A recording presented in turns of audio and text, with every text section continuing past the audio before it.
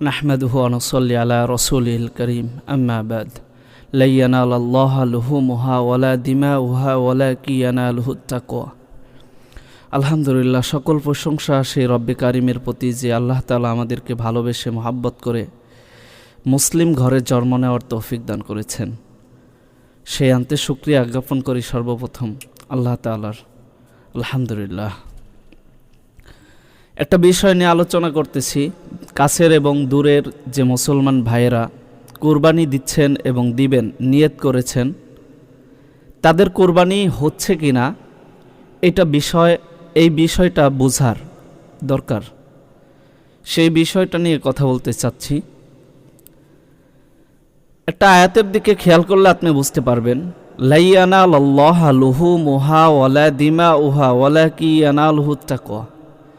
আল্লাহ সুবহানাহু ওয়া তাআলা কোরআনুল কারীমের মধ্যে ইরশাদ করেন যে বান্দার থেকে আমি রক্ত, মাংস বা পশুর কোনো কিছুই নিতে চাচ্ছি না, নেব না। তার ভিতরে যে তাকওয়াটুকু আছে সেই তাকওয়াটুকু আমি নেব।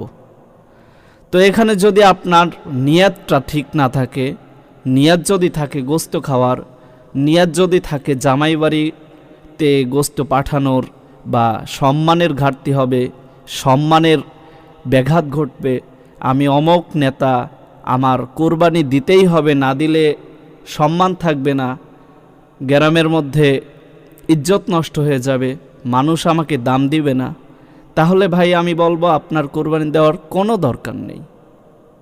কারণ আল্লাহ সুবহানাহু ওয়া তাআলার যে কোরবানি দিচ্ছেন আপনার উদ্দেশ্য এটা না। আপনার উদ্দেশ্য হচ্ছে তাকওয়া জাহের করা। এখানে তাকওয়া সৃষ্টি হবে যে আপনার কোরবানিটা সঠিক কিনা। যদি কোরবানি দেন এই নিয়তে যে আমার তাকওয়া অর্জন হবে, এই কোরবানিটা আল্লাহ তাআলার জন্য দিচ্ছি, তাহলে আপনি কোরবানি দিতে পারবেন। নচেত এই কোরবানি দেওয়া আর মাংস কিনে খাওয়া সমান।